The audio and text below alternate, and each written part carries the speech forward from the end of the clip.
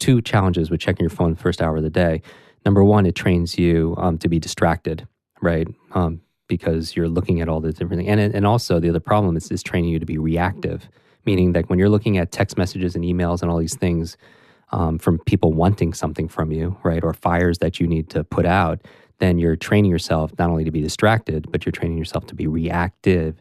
And that's, you're never going to have, especially the entrepreneurs that need to take the invisible, make it visible, turn their vision into reality and such like that, is then you're not going to have a quality of life if you're just reacting to all the things of everyone else's agenda that they have for you. And so that's why picking up the phone in that state is really bad to do, rather than sitting down, doing what you're doing, being a maker, right? Planning the three things that you need to accomplish personally and professionally, and keeping your eye on the prize. Is not checking your phone first thing in the morning, is being able to put that off at least for a half an hour, just because you're in this very fertile mind state where you're ready to learn and you're ready to take in information. And if the first thing you do is just blitz yourself with social media, it's probably not the best start to your day.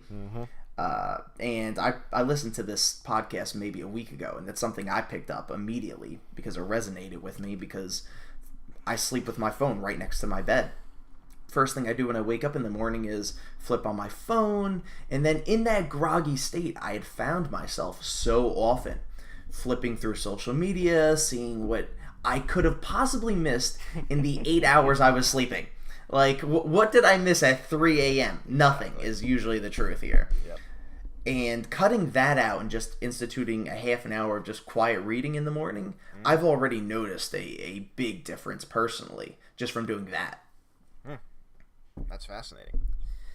It's very funny how it's this big cardinal sin, and I hear Josh Waiskin on Tim Ferriss' podcast. He trains hedge fund managers to be successful at their job, essentially traders in the stock market, and basically they have to rig their whole days so that they're continuously coming up with new ideas. Same thing with Ray Dalio.